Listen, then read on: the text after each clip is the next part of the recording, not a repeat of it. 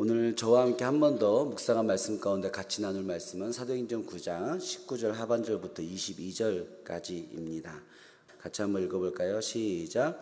사울이 다메섹에 있는 제자들과 함께 며칠 있을새 즉시로 각 회당에서 예수가 하나님의 아들이심을 전파하니 듣는 사람이 다 놀라 말하되 이 사람이 예루살렘에서 이 이름을 부르는 사람을 멸하려던 자가 아니냐.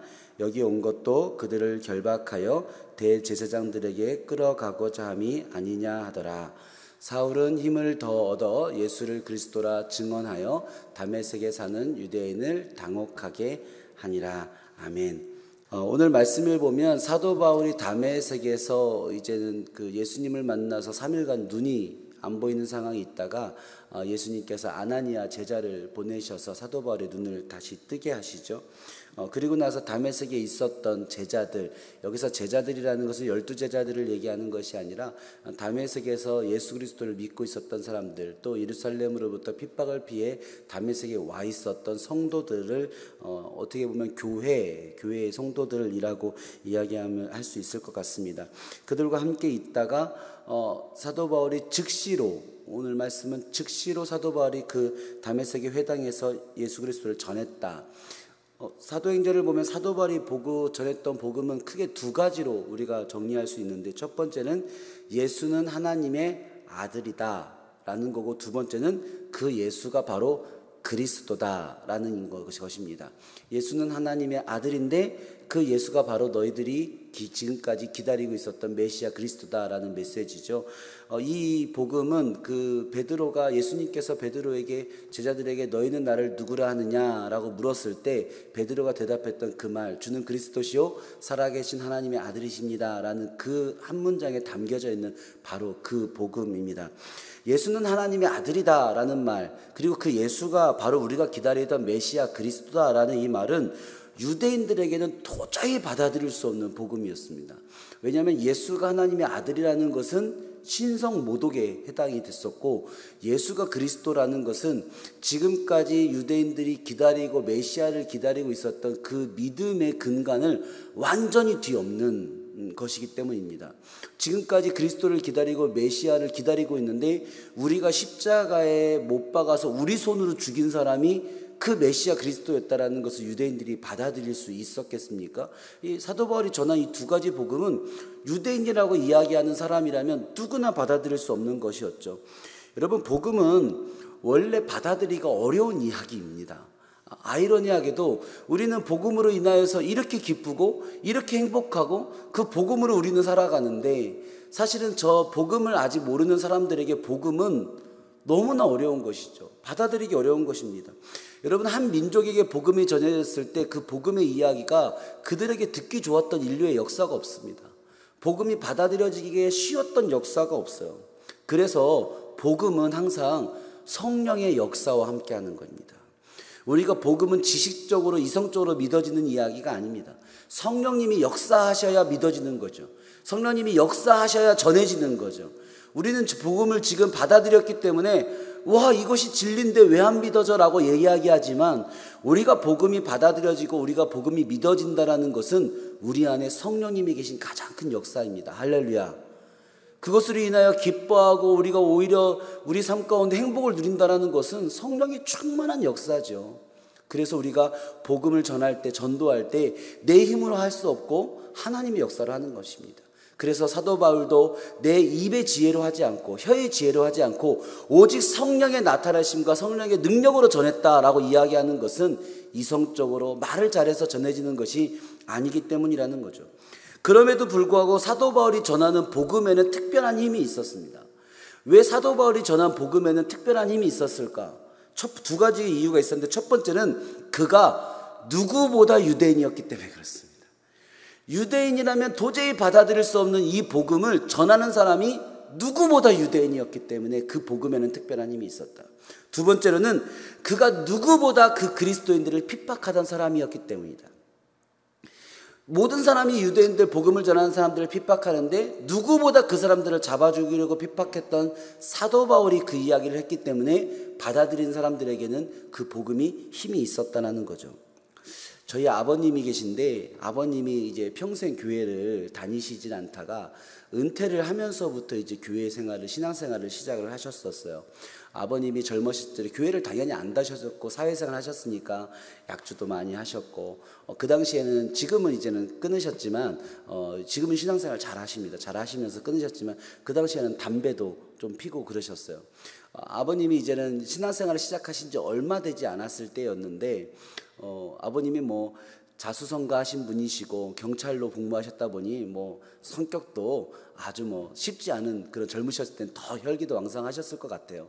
아버님하고 제가 이제 인천에서 그 사역을 하고 있을 때 한번 이제 저희 가문에 장례가 났어요. 장례가 나서 이제 인천에 한 장례식장으로 이제 일가 친척 형제들이 다 모인 거죠. 제가 이제 뒤늦게 사역하고 신방을 마치고 장례식장에 늦게 갔는데 빈소에 아버님이 안 계시더라고요. 그래서 아버님 어디 계세요? 그랬더니 이제는 저쪽 휴게실에 흡연실에 계시다는 거예요. 아직까지는 교회를 다니기 시작하셨지만 그 당시까지만 해도 아직 담배를 못 끊으셨을 때입니다. 그래서 이제 제가 장례를 왔으니까 이제 아버님한테 가장 먼저 인사를 하러 가려고 제가 이제 갔죠. 갔더니 이제 아버님이 휴게실에서 이제 흡연을 하고 계시면서 옆에 이제는 저희 가문의 그 형제들, 제 사촌 형들 뭐 이런 분들이 같이 옆에 이렇게 담배 피시는 분들이 같이 있으셨어요. 그래서 제가 이제 가서 저 왔습니다 하고 인사하고 잠깐 이제 앉아서 얘기를 하는데 아버님이 여러분 이 장면 한번 상상해 보십시오. 담배를 딱 피시면서 아버님이 자기 조카들이죠. 조카들을 불러다 놓고 흡연실에서 이렇게 얘기하고 계시는 거예요. 아버님이 얘들아 너희들 나 알지? 그러면서 내가 교회 다니면 뭔가 있는 거다잉 그러시더라고요. 내가 교회 다니면 야 내가 예수 믿으면 그거 뭔가 있는 거다. 그렇게 복음을 전하고 계신 거예요. 여러분 이 장면이 얼마나 재밌는 장면입니까? 복음을 전하는 장소가 다른 것이 아니라 교회가 아니라 장례식장 휴게실에서 흡연실에서 담배를 피시면서 그 복음을 전하시는 거예요. 그런데요 저는요 제가 평생 복음 전했지만 저는 그 순간만큼 강력한 복음을 못 봤어요. 저희 아버님이 조카들에게 그 삶을 그 평생의 삶을 다 아는 사람들에게 내가 어떤 삶을 살아가고 있는지 살아왔는지 다 아는 사람들에게 야 너희들 내 삶 알지? 내가 어떻게 살아왔는지 알지? 내가 어떤 사람인지 알지? 근데 내가 예수 믿으면 그거 뭔가 있는 거다. 여러분 이것만큼 강력한 복음이 뭐 어디 있습니까? 여러분 사도 바울이 오늘 얘기하는 복음이 바로 그겁니다. 내가 누구보다 유대인인데 내가 누구보다 그리스도인을 핍박하던 사람인데 내가 예수님 만나서 내가 이렇게 복음 전하면 뭔가 있는 거다. 그러면 예수는 하나님의 아들이다. 그러면 예수는 그리스도다. 여러분 사도 바울의 삶은요 어떻게 보면 부끄러운 삶입니다. 평생 유대인으로 율법 안에서 사랑 없이 살았던 그 삶, 그리고 그리스도인들을 잡으러 다녔던 그 삶, 최초의 순교자였던 스데반의 순교에도 한 역할을 했었던 그 삶, 어디서 말하기도 부끄러운 삶이죠. 그러나 하나님은 그 부끄러운 삶, 그 인생 자체를 들어서 가장 강력한 복음의 도구 되게 하시는 것이 하나님의 놀라운 복음의 신비인 것을 우리가 기억해야 합니다. 여러분 베드로에게 지식이 없는 것은 평생에 자기의 어떤 아킬레스건 같은 거였어요. 무식했던 어부로 살았던 베드로가 솔로몬 행각에서 5,000명에게 복음을 전하는 놀라운 일들을 통해 사람들이 예수 그리스도를 하나님을 찬양하게 만들지 않습니까? 핍박자였던 사울이 전도자 바울이 된 것으로 강력한 복음의 증거가 되게 하지 않습니까? 여러분 복음은 말씀을 통해 전해집니다. 그런데 그 말씀은 우리의 삶을 통해 증거되는 것입니다. 할렐루야. 여러분 예수 믿고 무엇이 바뀌셨습니까?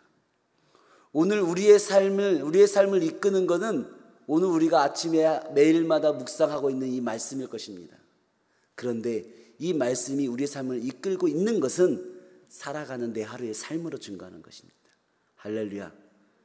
어떤 삶을 살고 계십니까? 오늘 하루 어떤 삶을 살게 사실 것입니까? 그것이 바로 복음입니다.